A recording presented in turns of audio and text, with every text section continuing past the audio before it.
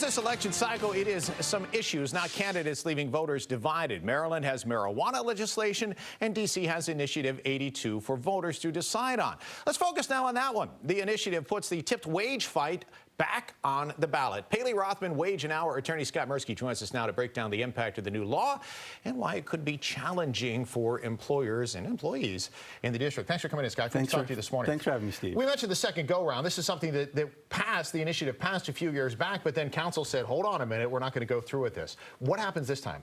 Well, this time, the Restaurant Association is lobbying pretty hard against the initiative. However, as you said, it's back on the ballot. With the increased support from the D.C. Council, I think it's most likely going to pass, but it's going to be a close vote. So if it does pass, what are the biggest impacts here? Well, you know, with any kind of new employment law, there's some challenges, and employers are going to have to grapple with them. So right now, with the minimum wage, the employers are allowed to pay a lesser amount of $5.35 per hour. And they then are allowed to use the employee's tips to supplement to make sure that the employee receives $16.10. That will all go away as this new law is incrementally increased, and the employer will have to pay more and take less of a tip credit. So it will be more money that the employers will have to pay. You know, it's such a tough call right now because we don't know how this will pan out, right? And I know this is phased in over the next couple of years as that minimum wage increases. Let's say it passes. Yes. Who benefits in the end? Employers will pay more, right?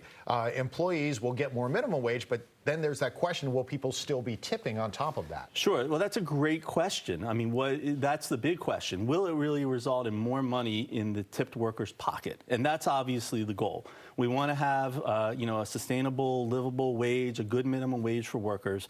But it is a little bit unknown about what will happen if D.C. patrons realize that employers are paying more. Will they also supplement that? Right, and then the question for employers is, obviously, if they're paying more out, they need to bring more in. So then, do you raise prices? Do you add service charges? That's right. Well, my bet is that the steak meal that you and I go out and get is going to cost us a little bit more in D.C. if this goes through. Which is always a risk for the restaurant owners in that case. It's always a risk. They may, unfortunately, have to hire fewer employees. They may have to potentially close down, and they may also have to add the dreaded surcharge to all of your bills and checks when you get ready to pay your bill and put your credit card down. Now, on the flip side of thing, obviously employees would make more as a minimum, and as we know, there are some. And we're not just talking restaurants here. We're talking tipped workers across the board, correct, right? So there are obviously some tipped workers that work in environments where they can make a lot of money off those tips. There are some where they don't make as much, and that's where that difference is really more pronounced. Correct, and we also have the issue that many states, including Maryland and Virginia, still have the tip credit, regardless of what D.C. does. So if it does pan out that employees get less money in their pocket, they may actually decide that it's more advantageous for them to work in a state that has the tip credit like Maryland or Virginia. So the risk there is that workers in D.C. could just say, I'm going to one of the other states. That's right, and if it turns out that they're actually getting less money in their pocket, which obviously is what everyone's main concern is. So it went to the voters last time, a couple of years ago, and the voters passed this initiative. Is there any reason why that wouldn't happen again? No, I think that's going to be the same result. The only difference is that last time the D.C. Council overturned that decision, which it does not look like will happen this time because the composition of the D.C. Council has changed over the last few years. So then and again, we'll make an assumption here, and I hate to do that on election day, but because it passed in the past, say it passes once again. From a legal standpoint, this is your wheelhouse here. What do employers need to be aware of now moving forward? Sure. Well, they need to comply with the new tip credit, and they have to understand that it's a phase-in period over 5 years where they're going to have to incrementally pay more. They're also going to have to understand that they have fewer workers on the payroll, and sometimes when there's fewer workers, they tend to have workers work more hours.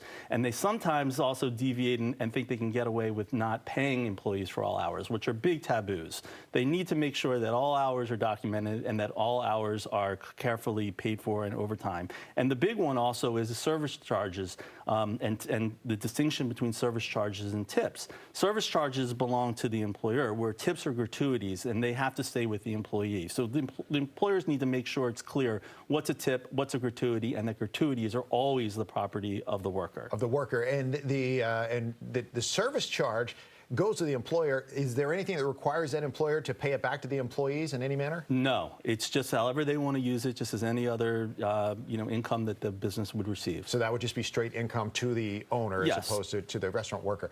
It's interesting. We are so used to a tipped society here. If you Yes. travel overseas or to other countries, the tipping is not as prevalent there. The workers make a higher wage, but it's odd as Americans, if you're traveling in Europe per se, they tell you it's going to be weird, but you don't have to leave a tip. Or maybe if you have exceptional service, maybe 5%, 10%, Right. something small. Do you think we'll ever get there in this country if we do this, or will people still be, the 20% will just hand it out no matter how much the employee is making? I think if you see that the prices are increasing in your local restaurant and that you're also being charged a service charge, my thought is that a typical DC patron will probably leave a little bit less to balance that out. And the last question for you, since you've been following this, I was out over the weekend and a couple different establishments, some said we support this, some said we don't support this. Are you getting a feeling either way as far as who's supporting which side of things? I mean, from what I've been hearing, most restaurants are opposing the initiative, and a lot of workers are also opposing it, concerned that it may not put more money in their pocket. But of course,